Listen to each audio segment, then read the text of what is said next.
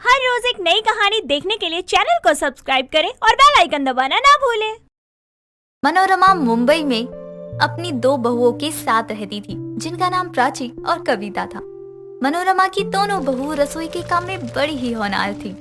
ऐसे ही वक्त गुजरता है और एक दिन जब मनोरमा अपनी बहुओं के साथ बैठी होती है, तभी उसकी पड़ोसन कमला उनके घर मिठाई का डब्बा देते हुए उनसे कहती है, ये लीजिए मनोरमा बहन जी, आज ये डब्बा आप पूरा रखिए अपने पास। आज मैं बहुत खुश हूँ। आज मुझे कोई भी कुछ भी कह दे, मैं उनकी बातों का बुरा नहीं मानने वाली। बड़ी अच्छी बात है आपकी कमला जी। अगर आज आप इतने खुश हैं, तो मैं भी भगवान से प्रार्थना करूंगी कि आप हमेशा ही ऐसे खुश रहे। कितनी अच्छी हो आप, कितना सोचती हो दूसरों के बारे में। काश इस दुनिया में आपके जैसे हर कोई होता। दूसरों को कहने से पहले आप अगर खुद को बदल ले, वो सबसे ज्यादा अच्छा होगा। और बताइए, कब से खुद पर बदलाव ला रही हो आप? अरे मनोरमा बहन जी, आप भी कहाँ की बात कहाँ ले जा रही हो? आपको पता है मैंने आपको मिठाई का डब्बा क्यों दिया? मुझे कैसे मालूम होगा? आपने मुझे मिठाई का पूरा डब्बा क्यों और किस लिए दिया? अब आप ही बता दीजिए, आपने क्यों दिया ये मिठाई का डब्बा? मनोरमा बहन जी, मेरा बेटा पुलिस बन गया है। उसने परीक्षा पास कर ली है। उसको अब ड्यूटी ज्वाइन करनी है। बस उसके बाद पूरा कानून अपनी मुट्ठी में। जो भी पंगा लेगा वो जेल में जाएगा। जैसे कमला अपने बेटे की बड़ी बढ़ाई करती है, तभी मनोरमा की छोटी बहू प्राची कहती है, अच्छा कमला चाची, आपका बेटा इतना बड़ा ऑफिसर बन गया है, वो किसी को भी बिना मतलब के पकड़ कर जेल में डाल देगा। वाह क्या बात है। अरे नहीं बहू, ऐसा तो मैंने कुछ कहा ही नहीं। तू गलत समझ रही है मेरी बातों को। मनोरमा बहन जी, समझाइए आपकी घर की बहू को। सही तो बोल रही है। आपने जैसे कहा, अगर कोई आपसे पंगा लेगा तो जेल की हवा खाएगा। इसका मतलब तो यही हुआ ना, आपका बेटा बड़ा अफसर बन गया है, इसीलिए अब आप अपनी मनमर्जी करोगे। हाय, क्या बात कर रही हो मनोरमा बहन जी। मैं मानती हूँ मैंने ऐसा बोला, लेकिन मेरा मतलब वो नहीं था। बस खुशी के चक्कर में मेरे मुंह से निकल गया। माफ कीजिएगा कमला जी, हम आपसे मजाक कर रहे थे। देखना चाहते थे कि आप कितना सच बोलती हो। वो क्या है ना, बेटे की कामयाबी से माँ बाप की खुशी का ठिकाना नहीं रहता। हाँ, ये बात तो आपने सही कही है। अपने बच्चे की कामयाबी से ही हमारा जीवन खुश है। कमला की खुशी देखकर मनोरमा भी बहुत खुश होती है। तो वहीं मनोरमा की बड़ी बहू गुमसुम थी। तभी मनोरमा और प्राची उसे उदास देखकर कविता से उसकी उदासी का कारण पूछते हैं। क्या हुआ, ऐसे उदास क्यों उदास हो? कुछ नहीं, बस कमला चाची की खुशी देखकर मुझे मेरी माँ की याद आ गई। वो भी ऐसे ही खुश हो गई थी जब मुझे कानून की पढ़ाई करने के लिए एडमिशन मिल गया था। क्या तूने कानून की पढ़ाई कर रखी है? लेकिन तेरे माता पिता ने हमें तेरी पढ़ाई की बात कभी नहीं बताई। ऐसा क्या हो गया था जिसके कारण छुपाना पड़ा? वो क्या है ना माँ जी, जितने भी लड़के मुझे देखने आया करते थे, वो मेरी पढ़ाई का नाम सुनकर भाग जाया करते थे। इसलिए आप सभी को नहीं बताया गया। अगर आपको बताते तो शायद आप भी रिश्ता तोड़कर चले जाते। अरे नहीं बहू, ऐसा कभी नहीं होता। मैं तो हमेशा से यही चाहती थी, हमारे घर पढ़ी लिखी बहू आए। लेकिन अब मैं चाहती हूँ तू अपनी कानून की पढ़ाई करके आगे बढ़े।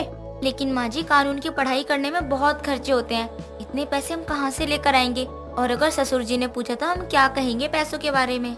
ये सारी बातें मत सोच, मैं सब संभाल लूंगी। मेरे पास कुछ पैसे रखे हैं, उसी से तेरी कानून की पढ़ाई करवाऊंगी। बस समय का इंतजार है।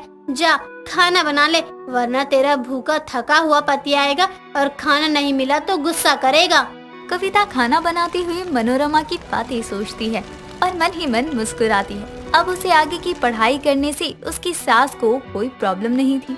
ऐसे ही कई दिन गुजर जाते हैं और एक दिन कविता अपनी सास से कहती है, माँ जी, आपने कहा था मुझे मेरी पढ़ाई पूरी करने में मदद करेंगी। माँ जी, मैं कॉलेज जाना चाहती हूँ, कब से जाऊँ? बहू, अभी तू नहीं जा सकती। ऐसा कर, कुछ दिनों बाद चली जाना।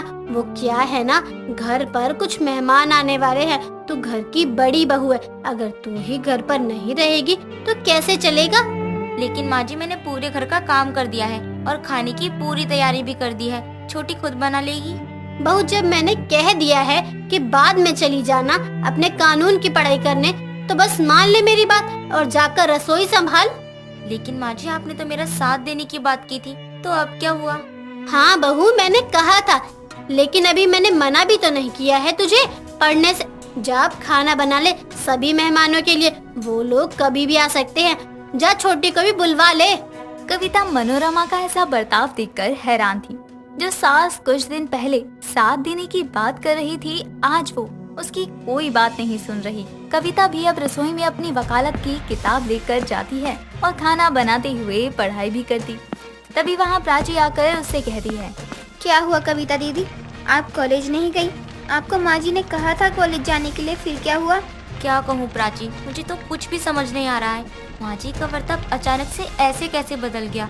अब तो वो मुझे कॉलेज जाने से भी मना कर रही हैं, जाने भी नहीं दे रही हैं। कुछ तो लफड़ा है कविता दीदी, वरना माँ जी इतनी खुश थी, अचानक से क्यों बदल गई? किसी ने कुछ कह दिया क्या उन्हें, इसलिए शायद ऐसा कर रही हो? मुझे नहीं लगता प्राची ऐसा कुछ हुआ भी होगा। अगर ऐसा कुछ हुआ होता तो माँ जी हमसे क्यों छुपाएंगे? शायद वही नहीं चाहती होंगी आप आगे की पढ़ाई करो या इस घर में वकील बनकर आओ। ऐसा करने से शायद घर की इज्जत चली जाएगी। अब कुछ भी हो जाए, लेकिन मैं अब अपनी पढ़ाई पूरी कर रहूंगी। सपने माँ जी ने दिखाया था, तो अब वो सपनों को पूरा करना मेरा कर्तव्य है। अब मैंने फैसला कर लिया है कि कुछ भी हो जाए, पढ़ाई तो मुझे करनी ही है। हाँ, आप अपनी पढ़ाई पूरी करो, मैं आपके साथ हूँ। मैं ज्यादा नहीं पढ़ पाई, लेकिन आप जरूर पढ़ो और सबको दिखा दो कानून की पढ़ाई करने वाली बहू रसोई भी बहुत अच्छे से संभालती है। कविता अब रसोई का काम करते हुए कानून की पढ़ाई कर रही थी। जब भी उसे वक्त मिलता तो किताबें लेकर बैठ जाया करती। ऐसे ही समय बीतता है और एक दिन कविता अपनी सास मनोरमा से कहती है, माँ जी, आपने मुझे मना कर दिया था कानून की पढ़ाई करने से, लेकिन मैंने अपनी पढ़ाई जारी रखी और अब आपका आशीर्वाद चाहिए ताकि मैं परीक्षा लिखकर पास हो जाऊँ। मेरे मना करने के बावजूद तुमने अपनी पढ़ाई की, तो खुद को आशीर्वाद दो और जाओ परीक्षा देने। इसमें मेरे आशीर्वाद की क्या जरूरत है? माँ जी, ऐसा मत बोलिए। मैं चाहती हूँ मेरे आने वाली परीक्षा में आपका पूरा साथ हो। बहू है तू और मैं चाहती हूँ तू बहू जैसे रहा कर। ज्यादा कानून की पढ़ाई और कानून झाड़ा मत कर, मेरे सामने तो बिल्कुल भी नहीं। बड़ी आई कानून की पढ़ाई करने वाली, खाना बना ले, ये सब बकवास सपने देखने छोड़ दे। माँ जी, ये सपना भी तो आपने ही दिखाया था, वरना मैंने तो ये सपना कब का पीछे छोड़ दिया था। अगर उस दिन आपने मुझे पढ़ने के लिए ना कहा होता तो आज ये सपना भी मैं ना देख रही होती।